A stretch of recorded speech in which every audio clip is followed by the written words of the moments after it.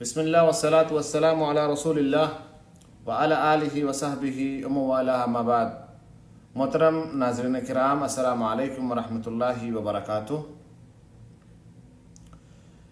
اسلام نے ہمیں بہت سارے حقوق بتلائے ہیں۔ حقوق کو اگر آپ تقسیم کرنے جائیں گے تو جہاں حقوق اللہ ہیں وہیں حقوق العباد ہیں۔ اب حقوق العباد میں بہت سارے حقوق ہیں۔ پڑوسیوں کے حقوق ہیں، ماں باپ کے حقوق ہیں، شوہر پر بیوی کے حقوق ہیں، بیوی پر شوہر کے حقوق ہیں۔ تو اگر ہم اپنے سارے حقوق کو سمجھ لیں اور اس کو کما حقہ ادا کر لے جائیں تو میں سمجھتا ہوں کہ بہت ساری پریشانیوں سے ہم بچ سکتے ہیں۔ آج ہم آپ کے سامنے بیان کریں گے کہ ہمارے سماج اور معاشرے میں جو کڑواہٹیں پیدا ہو جایا کرتی ہیں، جو اختلافات پیدا ہو جایا کرتے ہیں، دراصل اگر ایک طرح سے دیکھا جائے تو میاں اور بیوی کا جو رشتہ ہے وہ سماج اور معاشرے میں ایک اہمیت کا حامل ہے، اور ان رشتوں میں جب کڑواہٹ پیدا ہوتی ہے تو پورا گھر تباہ اور برباد ہو جایا کرتا ہے۔ یہ کڑواہٹ پیدا کہاں سے ہوتی ہے؟ کڑواہٹ پیدا ہوتی ہے وہاں سے کہ جب شوہر یہ نہیں جانتا ہے کہ اس کے کیا حقوق ہیں، بیوی یہ نہیں جانتی ہے کہ اس کے کیا حقوق ہیں، اور ہر ایک جو ہے اپنی مرضی کا مالک ہوتا ہے اور اپنے حساب سے اپنے حقوق کو منوانا چاہتا ہے، یا جب اس کی مرضی آئی وہ مان گیا اور جب مرضی آئی نہیں مانا۔ تو میرے بھائیوں اور دوستو، اسلام نے ہمیں اور ہمارے سارے حقوق جو مرتب کیے ہیں، اگر ہم ان حقوق کا پاس و لحاظ رکھیں اور اس کو کما حقہ ادا کریں تو میں سمجھتا ہوں کہ اختلافات نہیں ہوں گے۔ آج انشاءاللہ میں آپ کے سامنے اس لائیو میں بیوی پر شوہر کے کیا حقوق ہیں بیان کرنے کی کوشش کروں گا۔ مکمل طور سے تو نہیں، لیکن یہ ہے کہ چند ایک حدیث میں آپ کے سامنے بیان کروں گا، اور حدیث بخاری شریف اور مسلم شریف کے اندر موجود ہے۔ اب ہم اس حدیث کے اندر دیکھتے ہیں کہ اللہ کے رسول صلی اللہ علیہ وسلم نے ہمیں کیا تعلیمات دی ہیں، کیونکہ ہم جانتے ہیں کہ اللہ کے رسول صلی اللہ علیہ وسلم نے زندگی کا کوئی شعبہ ایسا نہیں چھوڑا ہے جس کو کھول کر ہمارے سامنے بیان نہ کر دیا ہو۔ ساری چیزیں اظہر من الشمس ہیں۔ آپ بزنس کرنے جائیں گے، وہاں آپ کو اللہ کے رسول صلی اللہ علیہ وسلم نے کیسے تجارت کی ہے وہ موجود ہے۔ آپ نے شادی بیاہ کیا ہے وہ وہاں موجود ہے، اس کے حقوق کیا ہیں۔ بچوں کی تربیت کیسے کرنی ہے وہ موجود ہے۔ پڑوسیوں کے ساتھ ہمارا برتاؤ کیا ہونا چاہیے وہ موجود ہے۔ تو آج کے اس مختصر سے لائیو میں آپ کے سامنے ایک حدیث رکھوں گا، اور وہ حدیث ہمیں یہ بتلاتی ہے کہ عورت پر شوہر کے جو حقوق ہیں اس میں سے ایک حق یہ ہے جو میں آپ کے سامنے اس حدیث کے ذریعے سے بیان کروں گا۔ اللہ کے رسول صلی اللہ علیہ وسلم کی ایک حدیث ہے، اور اس طرح کے بہت سارے کیسز آتے ہیں۔ ایک صاحب میرے پاس ایک دفعہ آئے اور انہوں نے کہا کہ میں نے اپنی اہلیہ کو بلایا اور میری اہلیہ ہمارے پاس نہیں آئی، تو میں نے قسم کھا لیا کہ اگر تم اس کمرے میں آؤ گے تو تمہارے پر طلاق ہے۔ اب آپ دیکھیے کہ ناسمجھی کتنی زیادہ ہے کہ وہ طلاق جس کو اللہ کے رسول صلی اللہ علیہ وسلم نے یا قرآن میں آپ دیکھنے جائیں گے تو سب سے آخری سٹیج پہ رکھا ہوا ہے کہ اگر ناچاکی اور نا اختلافی میاں بیوی کے بیچ میں ہو جا رہی ہے تو ٹھیک ہے، ایک حل ہے کہ اسے طلاق دیا جائے، لیکن اس کو آپ تکیے کلام بنا لیں اپنے حساب سے، جب چاہیں جب آپ اس کو استعمال کر لیا کریں، غلط ہے۔ اس لیے ہمیں قدم بہت سوچ کے اٹھانا چاہیے، خاص طور سے میاں بیوی کے مابین جو رشتے ہیں اس کا ہمیں پاس و لحاظ رکھنا چاہیے، اور ہمیں اس حدیث کو اپنے سامنے رکھیں۔ حدیث بہت اہم ہے کیونکہ اللہ تبارک و تعالیٰ نے فرمایا ہے، بہت ساری آیتیں ہیں کہ میاں بیوی مطلب شادی اس لیے ہوتا ہے لتسکنوا الیہ، تاکہ وہاں پہ جا کر کے انسان کو سکون ملے۔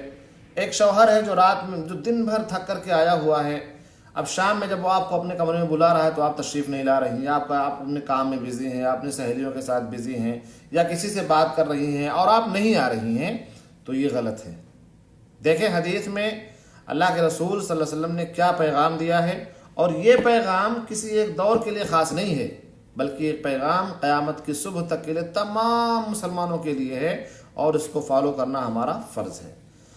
حضرت ابو ہریرہ رضی اللہ تعالیٰ عنہ اس حدیث کے راوی ہیں، کہتے ہیں کہ اللہ کے رسول صلی اللہ علیہ وسلم نے ارشاد فرمایا کہ اذا دعا الرجل امرأته الى فراشه فلم تأته فبات غضبان عليها لعنتها الملائکہ حتی تصبح۔ سبحان اللہ، یہ حدیث بہت عظیم ہے اور یہ ہمارے سماج اور معاشرے میں پھیلا ہوا ہے۔ بہت ساری شکایتیں ملتی ہیں، لوگ آتے ہیں، سوالات پوچھتے ہیں، ٹیلی فون کرتے ہیں، واٹس ایپ کرتے ہیں، اور اس طرح کے سوالات کے بوچھار ہوا کرتے ہیں۔ تو اب یہ دیکھیں کہ کتنا عظیم گناہ ہے کہ اگر کوئی عورت کسی عورت سے یہ عمل سرزد ہو جائے تو فرشتے اس کے اوپر لعنت بھیجتے ہیں۔ انسان کی لعنت نہیں بلکہ فرشتوں کی لعنت ہوتی ہے، اور وہ عورت ملعونہ ہوتی ہے کیونکہ اس کے اوپر فرشتے لعنت بھیج رہے ہوتے ہیں۔ حدیث کا ترجمہ یہ ہے کہ جب آدمی یعنی شوہر اپنی عورت کو اپنے بستر کی طرف بلائے، ہم بستری کے لیے بلائے اور وہ نہ آئے، تو خاوند وہ رات اس سے ناراضگی کی حالت میں گزارتا ہے۔ ظاہر سی بات ہے آپ نے شوہر کا حکم نہیں مانا ہے اور شوہر کے حکم کی تعمیل نہیں کی ہے، تو اب ظاہر سی بات ہے کہ وہ آپ سے ناراض ہو جائے گا۔ اور اگر شوہر آپ سے ناراض ہو کر کے اس وجہ سے کہ آپ نہیں آئی ہیں اس کے بلاوے پر، شوہر آپ سے ناراض ہو کر کے اپنی رات کو گزارتا ہے، تو صبح تک فرشتے ایسی عورت کے اوپر لعنت بھیجتے ہیں کہ ایسی عورت کے اوپر لعنت ہو۔ سبحان اللہ۔ آج اس بات کو ہم غور کریں تو یہ بات واضح ہو جاتی ہے کہ جی یہ بہت ہے، گھر گھر کی بات ہے۔ یہ اور بات ہے کہ لوگ اس کو بیان نہیں کرتے ہیں، لیکن یہ ہے، یہ موجود ہے، اور اس سے ہمیں اور آپ کو بچنا چاہیے۔ دیکھیں اس حدیث کو جب آپ سامنے رکھیں گے تو بہت ساری باتیں سامنے آئیں گی کہ ان حدیث کو اگر آپ سمجھ لے جائیں اور ان حدیث کے اوپر اگر آپ عمل کر لیں تو وہ عورت گناہ سے بچ جائے گی، فرشتوں کے لعنت سے بچ جائے گی، رشتہ مضبوط ہوگا، محبت آپس میں بڑھے گی، اور جو امت میں اضافہ ہونے کی بات ہے وہ ظاہر سی بات ہے کہ جب میاں بیوی ملیں گے، جب ہم بستری کریں گے تو ظاہر سی بات ہے کہ اس سے وہ حدیث پر وہ لوگ عمل کریں گے کہ لڑکے پیدا کریں گے، کثرت سے پیدا کریں گے، اور اسی کے بارے میں اللہ کے رسول صلی اللہ علیہ وسلم نے ارشاد بھی فرمایا ہے اور تاکید بھی کی ہے کہ جب تم نکاح کرنے کو سوچو تو ایسے ویسے نہ نکاح کر لیا کرو، بلکہ تزوجوا الودود الولود فانی مکاثر بکم الامم، زیادہ بچے پیدا کرنے والی عورتوں سے شادی کرو اور زیادہ محبت کرنے والی عورتوں سے شادی کرو، فانی مکاثر بکم الامم، فخر ہوگا مجھے جو ہماری امت زیادہ ہوگی۔ اچھا، بخاری مسلم شریف میں ایک اور روایت ہے کہ اذا باتت المرأة ہاجرة فراش زوجها لعنتها الملائکہ حتی تصبح۔ یہ حدیث بھی بخاری شریف میں ہے اور مسلم شریف کے اندر موجود ہے کہ جب عورت اپنے شوہر کی خواہش کے باوجود اس کے بستر کو رات چھوڑ کر رات گزارے، اپنے شوہر کے ساتھ رات نہ گزارے، جا کر کے کہیں الگ لیٹ جائے، بچوں کے پاس لیٹ جائے، دوسرے کمرے میں لیٹ جائے، شوہر اس کا بلا رہا ہے اور اس کی چاہت کا وہ خیال نہیں کر رہی ہے، تو فرشتے صبح تک ایسی عورت کے اوپر لعنت بھیجتے ہیں۔ اس لیے ہمیں غور کرنا ہوگا کہ آپ لعنت چاہتی ہیں یا رحمت چاہتی ہیں۔ ظاہر سی بات ہے دنیا کے کسی بھی انسان کو اس سے آپ پوچھ لیں کہ جی آپ بتائیں کہ کیا آپ چاہتے ہیں کہ کوئی شخص آپ کے اوپر لعنت بھیجے، بولے گا ارے یار دفع کرو، میں کیوں چاہوں گا کہ میرے اوپر کوئی لعنت بھیجے۔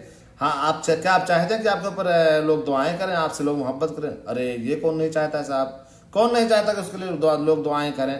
تو یہ حدیث صریح ہے کہ اگر آپ ایسا عمل کریں گی تو فرشتے آپ کے اوپر لعنت بھیجیں گے۔ تو اس عمل سے بچنے کے لیے ضروری ہے کہ شوہر کے حکم کی تکمیل کی جائے اور اس کی فرما برداری کی جائے۔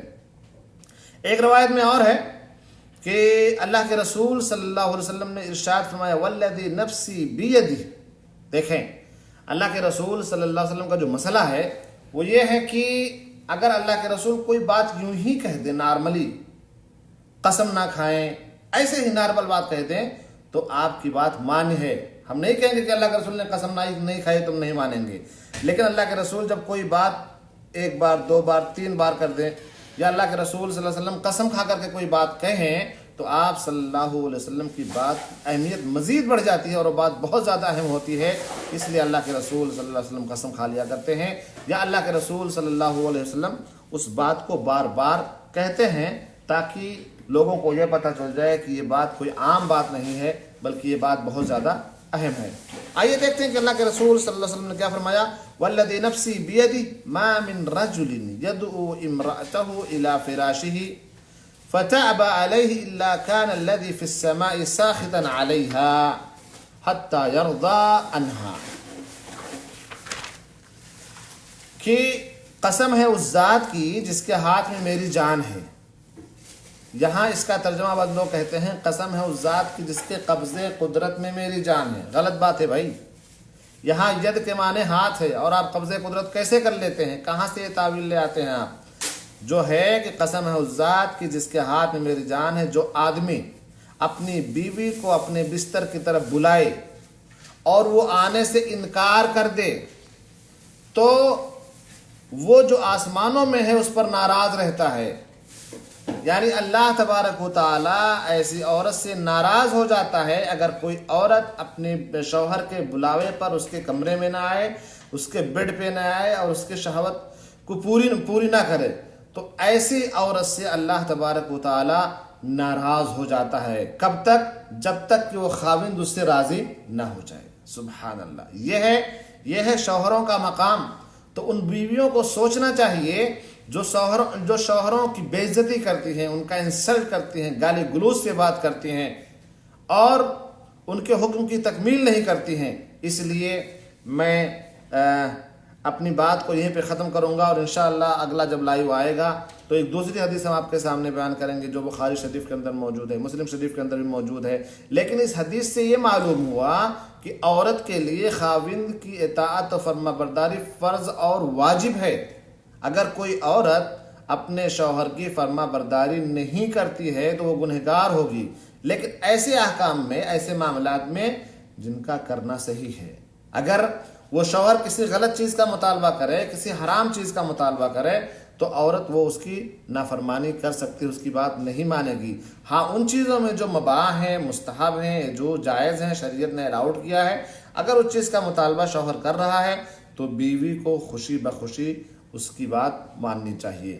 اگر عذر شرعی نہ ہو تو، جیسے مثال کے طور پر کوئی عورت حائضہ ہے اور اس کا شوہر کہہ رہا نہیں آپ میرے پاس آئیے، میرے پاس لیٹیے، یقیناً لیٹ جائیں، لیٹنا کوئی غلط بات نہیں ہے، لیکن مجامعات اور ہم بستری نہیں کی جا سکتی ہے ایسے حالات میں.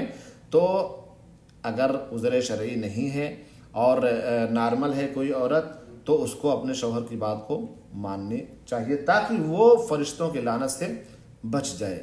اور اس میں عورتوں کے لیے سخت انتباہ ہے، اٹینشن ہے. اللہ کے رسول نے انہیں تنبیہ کی ہے کہ اپنی بدمزاجی اور ضدی پن کی وجہ سے خاوند کی، جو عورتیں خاوند کی ناراضگی کی پرواہ نہیں کرتی ہیں اور اپنی چلاتی رہتی ہیں، اپنے خاوند کی نہیں سنتی ہیں، بات نہیں مانتی ہیں ان کی، وہ ایسی ہیں کہ وہ فرشتے ان کے اوپر لعنت بھیجتے ہیں. اور آخری بات جو اس حدیث کے اندر ہے بہت اہم ہے کہ اس حدیث سے یہ بھی پتہ چلا کہ اللہ تبارک و تعالیٰ ہر جگہ موجود نہیں ہے. جیسا کہ بہت سارے لوگ کہتے ہیں کہ اللہ تعالیٰ ہر جگہ موجود ہے، کرسی بھی موجود ہے، ہر جگہ موجود ہے. یہ غلط ہے عقیدہ. اللہ تبارک و تعالیٰ عرش پر مستوی ہے، آسمان میں ہے. اللہ تبارک و تعالیٰ کا علم ہر جگہ ہے. اللہ تبارک و تعالیٰ کے علم میں یہ چیز ہے، وہ جانتا ہے کہ یہاں کیا ہو رہا ہے، لیکن اللہ تبارک و تعالیٰ کی ذات عرش پر مستوی ہے. جیسے کہ قرآن مجید کے اندر ہے الرحمن علی العرش استوى، اللہ تبارک و تعالیٰ عرش پر جلوہ افروز ہے. امام مالک رحمۃ اللہ نے فرمایا الاستواء معلوم والکیف مجہول والایمان بہ واجب والسؤال عنہ بدعہ. یہ معلوم ہے کہ استوا ہے، کیفیت کیا ہے وہ مجھے پتہ نہیں ہے. وہ جو اللہ تبارک و تعالیٰ کے شایع نشان ہے اسی طریقے سے اللہ تبارک و جلوہ افروز ہے. والکیف مجہول، کیفیت مجہول ہے. والایمان بہ واجب، اور اس کے اوپر ایمان لانا واجب ہے. والسؤال عنہ بدعہ، اور اس کے تعلق سے آپ سوال نہیں کر سکتے ہیں، بدعت ہے. اخیر میں اللہ تعالیٰ سے دعا ہے کہ اللہ تبارک و تعالیٰ ہم تمام مسلمانوں کو قرآن و حدیث پر عمل کرنے کی توفیق عطا فرمائے، اور ہماری ان بیویوں کو، ان عورتوں کو صحیح سمجھ کی توفیق دے جو اپنے شوہروں کی نافرمانی کرتی ہیں، تاکہ وہ عذاب الہی سے بچ سکیں، لعنت الملائکہ سے بچ سکیں، فرشتوں کی لعنت سے بچ سکیں. وصلی اللہ علی نبینا محمد وعلی آلہ وصحبہ وسلم. السلام علیکم ورحمۃ اللہ وبرکاتہ.